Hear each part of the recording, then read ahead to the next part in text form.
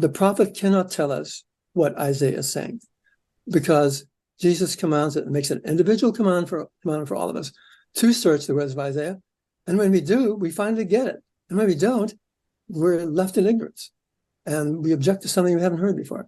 It's as simple as that. It boils down to, not searching the words of Isaiah, not searching the scriptures, not putting the whole scenario together, not seeing that Jesus, when he quotes Isaiah, when Nephi quotes Isaiah, it's an end-time scenario. And it's not Jesus leading everything. It's his servants who are doing the leading. The servant is hidden from the world. He says it right there in Isaiah 49, that he's hidden from the world, like an arrow hidden in the Lord's quiver. And so it is going to be a surprise when he comes along. And that's by design, because the Lord's going to test people like he tested the Jews when Jesus came. They were not expecting their own Lord Messiah to be coming in the person of Jesus Christ. No way. And why weren't they, if I understood the scriptures? Because they were leading hypocritical lives.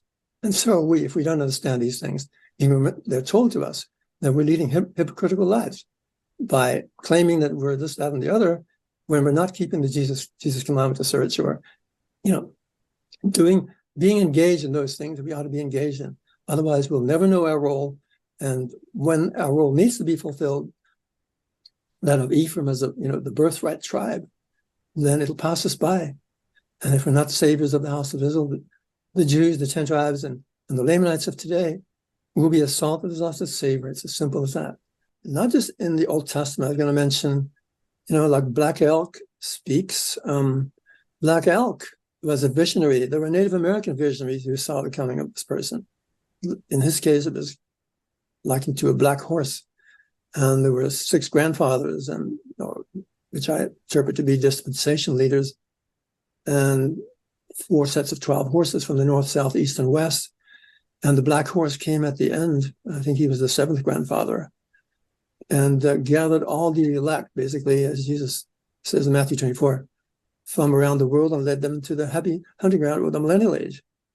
But yeah, to your question about the false Christ, I don't think very many people are coming along who are claiming to be Jesus Christ.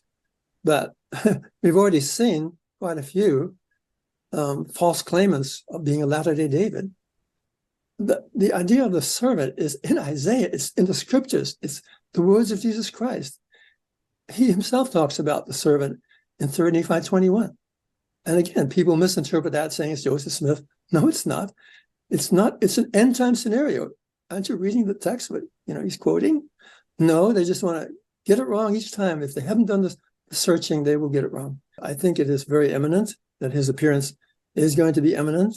And as I see the world changing right now into this country, especially into such decadence, it's almost indescribable that we can imagine what's happening now, unless you're, walking with your eyes closed, unless you're deceived, basically. That's what Jesus said. Watch out for that deception. Because there's a huge agenda to deceive right now in the world, and very few are actually seeing what's true. It says in Isaiah that the Gentiles will seek him, and the Gentiles cannot seek him, and that's us.